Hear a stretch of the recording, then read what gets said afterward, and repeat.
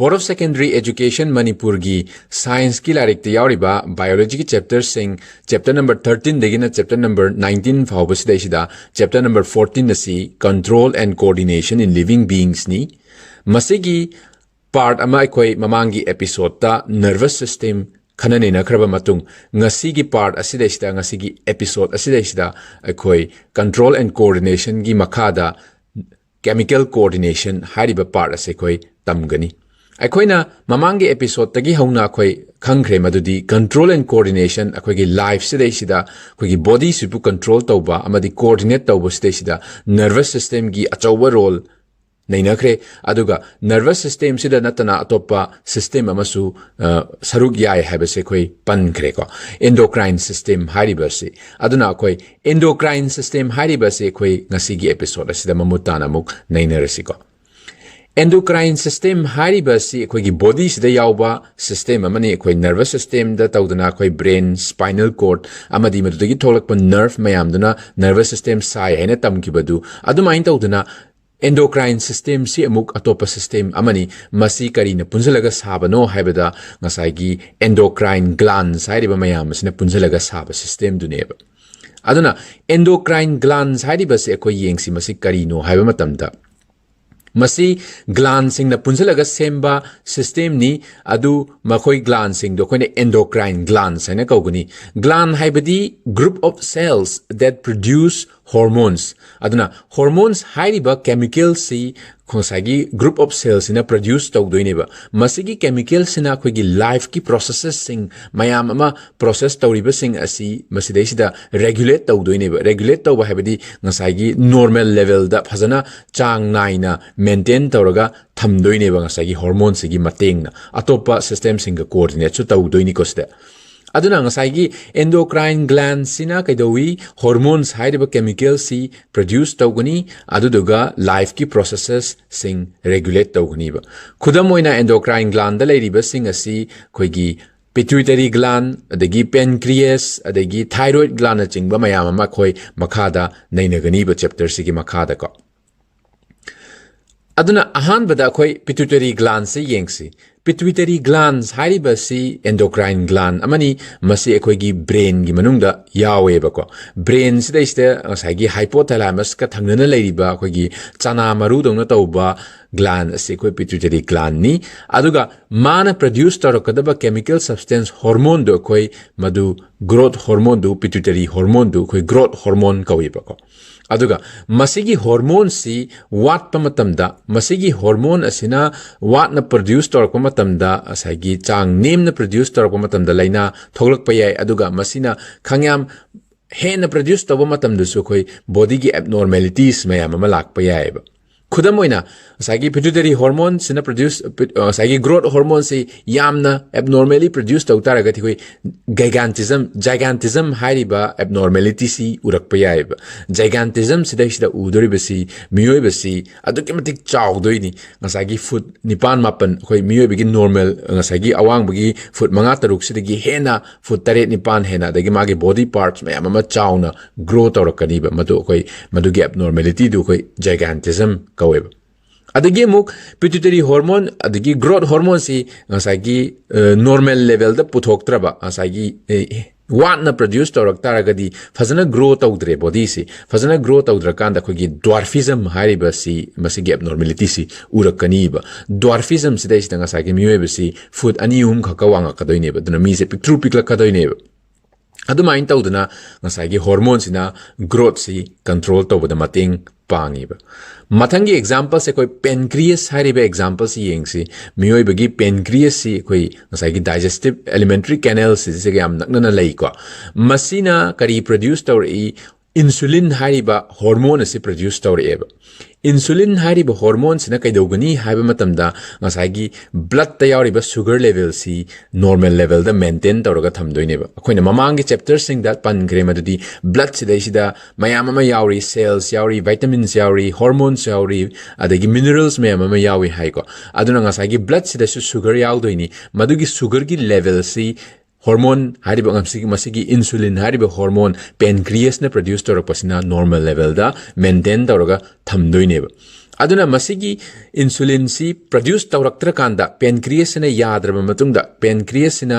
masi soirakpa matamda insulin si produce tawdraba matamda masagi blood ki sugar level si wangkhalakani ba madugi blood ki sugar level si wangkhalak taragati atai te leina mayam ma poglakpa yae ba ko madugi leina masagi blood ki sugar level wangkhalakpa gi leina da koina diabetes kaurani ba mayamna toina uba pot ne ba mayamna toina taba leina ne ba aduna diabetes na ba miyoi da kaidawi koina mapandagi insulin si injection torga capsule leba natra ngasagi blood ki sugar level si control taunaba mathangi gland se koi thyroid gland ne ba thyroid hairiba gland si karai da yawi habada khogi khori charam si dai sida nappaga yawba gland ne ba ko magna kari produce tawi thyroxine hairiba hormone se produce toiba aduna thyroid hormone di kari tare thyroxine ko duga thyroxine gi mathau sina ngasagi body gi growth sida koi darkar tariba carbohydrate protein amadi fat ki balance si fazana mahakna ngasagi magi balance si regulate toraga normal level da thammeba aduna thyroxine hariba si fazana produce mana fazana produce toroktraba thyroid hormone si fazana produce toroktraba madugi gland si defect toroktaraga di koina goiter hariba leina si na ba yaiba khori charam si da pongkhatba leina si narak ba yaiba aduna thyroxine hariba si produce tawnaba da khogi iodine hariba si darkar tai ko thyroxine se synthesis tawnaba honaba da aduna iodine se koina khogi thum da yawba iodized salt oina koi chabasu yaiba khogi chariba thumsi iodized salt neba masina koi thyroxine produce tawada mateng pangeba ko mathang da lakadoriba gland sina adrenal gland ko boko adrenal haibadi ngasagi kidney gi manakta leiba haibaneba aduna renal haiba word silak taragadi kidney ga mari leina banga ta oiduneba ko aduna adrenal gland si kidney gi matonda phammaga leidoini masi pair da lakani left amadi right kidney gi mathakta ko aduga masigi gland sina produce to hormone gi maming duna adrenaline kawreba adrenaline hariba hormone se koina flight or fight hormone haraga su khangneiba the masigi hormone sina kaidawni hai matamda ngasagi magi target organ si hormone sina tawgodoriba mana target tawgodoriba organ si heart si da target tawdoineba aduna masigi hormone si yamna produce tawrpa matamda heart si magi beat si yam fast oina yam thuna supply yam thuna pump tawrakani ba heart se karigi ngasagi oxygen puba blood si muscle da thuna piruna bagidamakta akoina ngasai flight and fight hormone haina kawi haiko madugi maram leiba ngasagi akoi si khudamoina karigumba khudong thiba matam ama thengnaba matamda khudong thiba incident amada say suppose huina butana re khalo natraga samana chongchala ebu khalo adoi taragadi akoi gi fast reaction da ngasagi khudong thiri basi mayoknaba natraga chen giba ani option je thogleeba aduna fight toraga masi mayoknarage natraga ai masi dagi chen grage haibagi reaction ji sumaina lakani adu masi gi reaction ji produce tawnaba hona badanga sagi hormone sina mateng pang doineba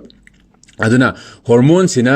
mateng pangakani aduna masigi reaction si tawnaba hona bada ekhoigi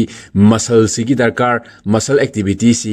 yam fazana darkar oyeba ko ana muscle ji fazana mathau tawge hai taragadi muscle si da blood supply fazana tawdaba yaroiba blood supply tawduri si karigi ngasagi oxygen se darkar oibagi oxygen je pusalaga ngasagi energy je sungbagi process koi ngasai respiration da fazana tamgre ko oxygen ga darkar tara kanda ATP produce tawi kholina adumain tawduna ngasai adrenal gland dagi puthorappa adrenaline sina heart se beat fazana ta holaga oxygen si fazana marang kaina muscle da supply ta hondoineba aduga marak sidai sida ngasai gi blood supply si digestive system gumba adagi skin gumba da blood supply si handarani aduga magi muscle sida na hena target tawniba aduga breathing su hengat toineba ko ana breathing si source yam fazana honba kaigi ngasai gi oxygen loksan bagi chang se wangna bagi damakta aduna exam da ngasai gi adrenaline gi function aduga mana produce torba matungda kari kari tawi hena hangba matam da ngasai gi target organ da tawba mayam si heartbeat hengat pa adagi blood supply or digestive system amadi skin gumba da blood supply watharak pa aduga breathing hengat mada chingba mayam si fazana khumba yare ko Mathangda lakadoriba gland sina testes and ovaries haisiko. Testes and ovaries si khoigi miyoibagi reproductive system gi manung su chandoini. Aduga masidagi puthorakpasi nupadana testes yaurani aduga nupidana ovaries yaudoine bako. Aduga testes tegi puthorakadoriba hormone sigi maming sina testosterone kaurani. Aduga ovaries tegi puthorakadoriba nupi gi hormone sina estrogen kaurani bako. Aduna hormone ani sina gi mathau sina kari tawgadage haiba matamda koina puberty matamda saigi adolescent matamda saigi body se change tawrei nupa amadi nupi ko adugi changes mayam adu sigi hormones na tahongani puberty gi matamda lakpa ahongba body the changes mayam ama lai pubic hair haurai adagi armpit segak kumbada hair haurai adagi koi choma nupada adagi nupi the breast develop tawbana chingba mayamasi sigi changes mayamasi saigi testis amadi ovaries tegi thadorakpa hormone sing sigi matengna tawbangam doineba aduna masidaisda koi chemical coordination ki makhada endocrine gland sing nainabasi loisalasi aduga matang sida coordination si in animals si koi nervous system amadi chemical coordination si loisale aduga makhata na koina coordination si plant study karmaina tawbajano haibase amuk yengasi aduna plant study koigi animals ta yaubadawna nervous system amadi chemical coordination tawbaja la na chingba mayamase koina hangba yai ko aduna plants ta akoina karamain tawraga plants ti yamna movement tawde akoidawna yam rigorous movement mafam amadagi na mafam amada chatpa si tawde moidi adagi makoigi movement haibabu ngasagi moina chawrakpa adagi makoina leng khotna khara tawbasi natana ko aduna asigumba leng khotna tawribasi coordination tawribasi karamaina tawbajano ana akoigi wahang se hangba yare aduna plant cell si makoigi changes makoigi shape na chingba mayam ama changes tawribasi makoidi yawba water se makoidi yawba isingi chang sina change tawrakanda tawba ngammeba koi isam samna khudam oina ngasaigi mimosa pudica hairiba pambi se koina thengma matamda mana supchangiba pambi makoi angang oringede yamna sanaba pambi se masijina akoina thengma matamta manaje supchangrisi karino masi chemical coordination gi chemical coordination tho ineba sida tawris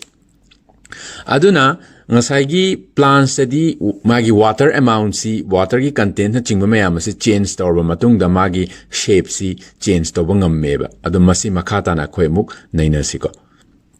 masi gi matang sida koina tropism haiba wahai si lakani term si masi exam da so hangba yai tropism haibadi karino na hangani plants ta ko movement of curvature due to more growth on one side and less growth on the opposite side of a plant induced by external stimuli haibineba plants ki movement khara environmental stimuli na induce tawdoriba khudam oina khoi phototrophism haisida yengseba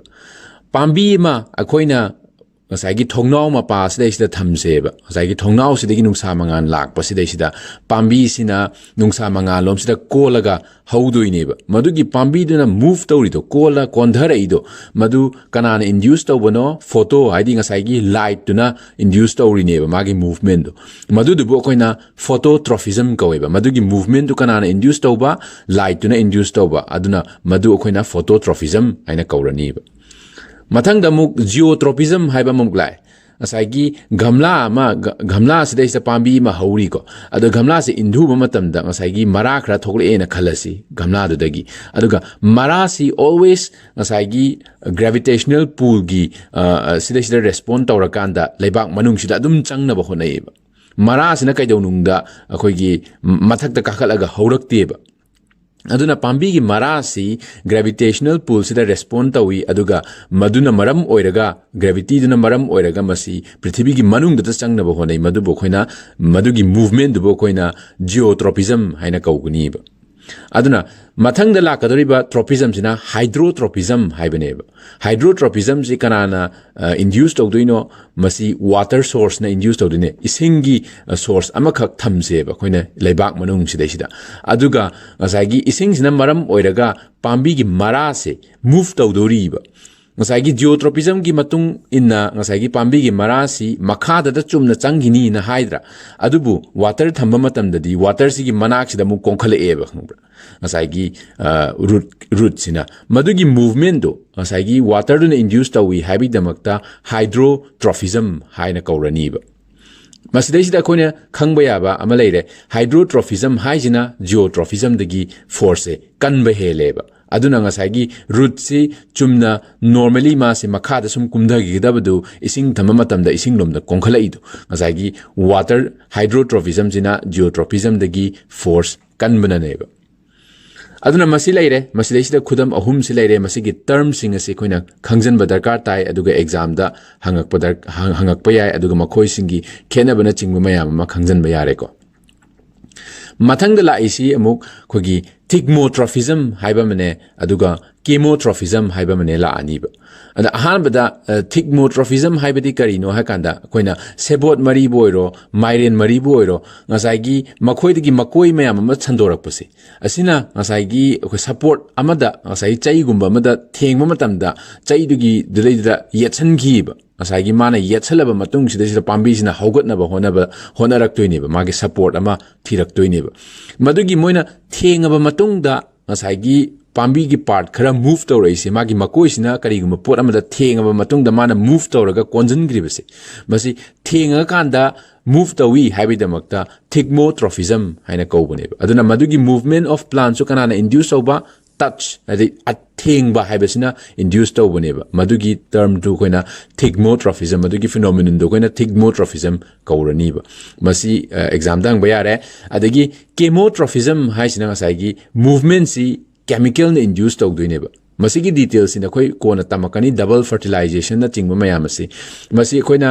plants in a fertilized sagi flowers is the fertilization thokpa matamda sagi male dagi tholakpa male part dagi tholakpa pollen grains in a female part ki sida theng ama matungja pollen grains dagi kari no mayam tholak tori pollen tube na chingma mayam ma madugi pollen tube to move to doine ba chemical na induce tawrakanda ngasagi female part dagi thadorpa chemical na induce to rakanda maduna isam samna hairabada chemical na induce to ba movement to chemotrophism haina kaurani ko mathang da lakadori ba topic sina koi plant hormones ki matang da mo geng seba koina environmental stimuli gi matang da tamme ko light na chingba dagi gravity na chingba mayam se aduga madugi environmental stimuli sing du da coordinate amuk tawdoi si kanano plant hormones sing sineba miyoi bada khoi gi hormones mayam ma yaw ki khoi endocrine system the hormones produce tawi na chingba mayam ma yengkhra matung da plants ta su makhoi gi hormones sing yauzai ba ko ahan ba hormones si auxin ko wi masi kamai to ge ham tum da auxin se krai di yawi pambi si gi maton gi jaga sida synthesize tawe magi shoot sida synthesize tawgani duga magi highest concentration se shoots ta yawgani aduna koi yengsi light sina ngasai gi mathak ta gi lakpa matam da pambi si gi maton da gi mathak ta gi lakpa matam na auxin gi concentration si maton da gi na makharam da sum concentration se handa gi ba haibadi auxin gi concentration si maton da na yam phasana yawraga leidoine ba aduga hauji akoi case ama yengse ba light sina nakalom dagi yahin se ba ngasai gi maton si pambi si gi maton si light sina nakalom dagi yek matam da light si ngasai gi chang nai na ngasai gi pambi gi nakan khaktang da yere duga nakalam da na urum la e ba ko ngasai gi khoina hai gi bado phototrophism gi case ta pambi sina thongnaw mapa da thamba matam da light tu gi nakalom da kondharai do ngasai gi light sina nakalom da gi khaktang yerak pane ba hojik lakto se maduda ta sengna thoi se karino hai matam da oxygen se magi oxygen gi concentration si magi sandok gi chang si manaraktreba magi nakalam da na hen la e nakalam da na handhana la e light na yei ba nakandu light na yei bi nakan pambi gi nakandu le da oxygen gi concentration si handhare eba aduga urum tariba pambi gi nakan maton gi nakanduna ngasa gi magi oxygen gi concentration se handhade madi sum wang khaleba haidi magi oxygen concentration si di handhadre aduga nakalam da na handhare aduna light rom da yei riba nakandu da grow to bangam dreba kaigino ngasai oxygen di grow to da mateng pangi haidana ana yei riba nakalom da oxygen do phajana yaw phajana handarabani na magi grow to gi chang si watle aduga urum thangba pambi du gi nakandu da grow to ba hengalak paduna maram oiraga sum inkhalak ba matum na maram oiraga light lom gi nakandu da kondhareba light nom gi nakandu da kondharak paduna maram oiraga pambi du light rom da kolaga haureba madu oxygen du gi action neba masi exam point of view da important oi matu masi ningsang bayai ko da masi da noine ningsang doisi light sina mathak tagi lakpa matam da oxygen is equally spread down tawi aduga nakan ama khaktang dagi yei ba matam da oxygen gi concentration si urum thangba jaga da aduga light thangba jaga da mogi concentration si khenare maram aduna urum thangba jaga rom dagi kondhare ba light rom da adumaina khumgani ba Mathang dala kadoiba hormones ina gibberellins ko gibberellins ki magi mechanism ji phajana details oina di tamaroi masidai sida na khoina khanggadabadi gibberellin hariba hormone pambi gi hormones ina plant ki magi stem dugi internodes elongation dawada mateng pangeba magi stem jina sangdorak pase magi makhok sina sangdorak pase daista mateng pangani magi maming si plant hormones gi maming gibberellins ko masigi function ji maningsang bayare Mathang dala iba hormones sina cytokinins ko cytokinins sina kedawi cell division se stimulate tawiba cell division nakoi practical da urakani class 11 12 ta aduga 10 da su practical torom gadra khangde koi gi onion peels saigi tilhogi cells da yengba ko moigi cells si da stain tawrakanda makoi da cell division thokpagi chromosome chingthok tawbagi mayam du yengbe madugi cell division si da cytokinins ki role yaweba aduga mathangi function da ko gi cell enlargement cells saukthokpada mateng pangi adagi seed germination da su mateng pangi haibasin ningjang bayare ko hormones gi maming cytokinins Mathangi hormones ina abscisic acid ko short form da ABA kaweba abscisic acid na kaidawi bud dormancy in plants induced taweba asagi it induced bud dormancy asagi pambi sina ningthamda changakpa matamda asagi ugi magi maton si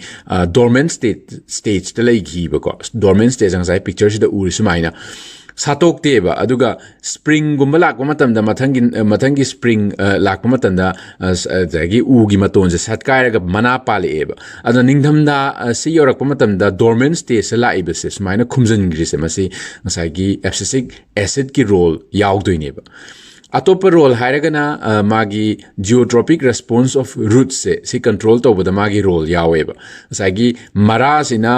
makharom da gravity gi force lom da sum gravity gi di prithvi gi makha da sum changnaba honaba si sidai sida magi control to ba sidai sida abscisic acid ki role yawi habasi maning jangani ko Mathangda ethylene haiba hormone amasulai ethylene haiba hormone sina kedawi prevents longitudinal elongations of stem and roots ko stem sina amadi root sina longitudinal elongate tawbasi masidai sida mana regulate tawdori ko atopa hormone sina promote tawbayai adubu ethylene na madu regulate tawbayai prevent tawbayai aduna ngasagi hormone sing si amaga moibani gi concentration si yanarba matungda asagi normal level da keno tawdineba elongate tawdineba sina chingba mayamsi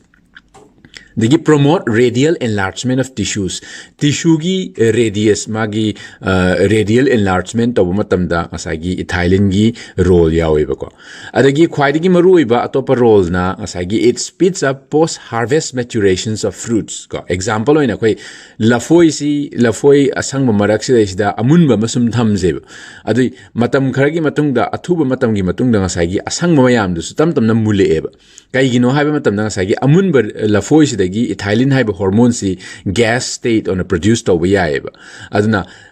zagi ethylene haiba hormone sina post harvest maturations of fruit si speed up taweba henga thuhan leba nga sagi ko masigi function sing asi nakoi ningsang bayareba Masidai sida koi plants ki hormones khara nainaba yare masida nainaba loire ko masigi hormones sing asi maming phajana ningsang badarkar tai makoi gi function sing ningsang badarkar tai aduga ngasagi maru oina oxygen gi samlappa mechanism du madu maningsang bayai exam point of view da ko Hojik mathang da lakadoriba last topic si apical dominance kaweba. Apical dominance haibasi karino haiba matamda it's a dominance which is induced due to downward transport of auxin produced in apical meristem. Masagi apical meristem maton gi oiba jaga se maton gi oiba jaga si magi terminal bud habidi asagi khwaidigi maton oiriba mayon sina maram oiraga asagi matai matai da thingdorakadaba mayon si thingdorakteba ko koi nature da yengba matam da pambi si chumna dum hawi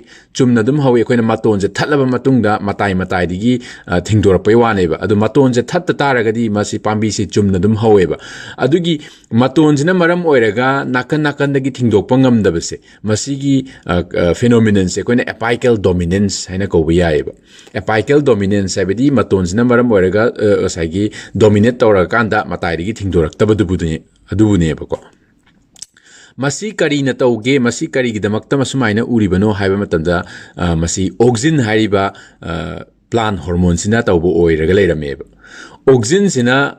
suppress tawduine side tigi lateral bud se induce growth tawbuda ana koi masi experiment tawraga yengseba akoina keno se koigi samsamna khudam oina tulsi gumba maton thatli natra adagi mayang ton gumba maton je thadale maton je thalaba matung da matai digi but se chongthora matung da pungthore eba ngasagi pambi se aduma in tawduna maton je thadali se koina auxin laukthoi neba auxin je laukthoi matung da matai sidagi thindora ineba madugi dominance to sai auxin na induced to dominance laukthoi neba adu experiment da koina kedo wi ai madumaina matai digi tholak kadabadu auxin gi paste khara taisalaga thamje ba maton je thadalaba matung sida koina auxin je sum taisalaga thamba maton sida adu taragadi matai digi tholak kadaba buds to tholak bangam dreba ma sagi masal longa kadabadu long bangam de maduna takpadi auxin sina sagi magi longa kadaba matai digi long kadaba masadu thingzalaga thamme haba ko madu akoi apical dominance ne madugi masigi experiment si nakoi kari gidamakto auxin na apical dominance induced to bono karmain to bono ana chingba mayam tu sumaina samlapna yengba yare ba ko masidai sida chapter si khoi loire makhata ba chapter sing topic sing mayam ama update lakna bagi damakta channel si subscribe to biramu aduga karigumba khangda khotaba leiragasu hangningba wahang sing leiragasu comment section da dum khangan biro and happy studying. Thank you.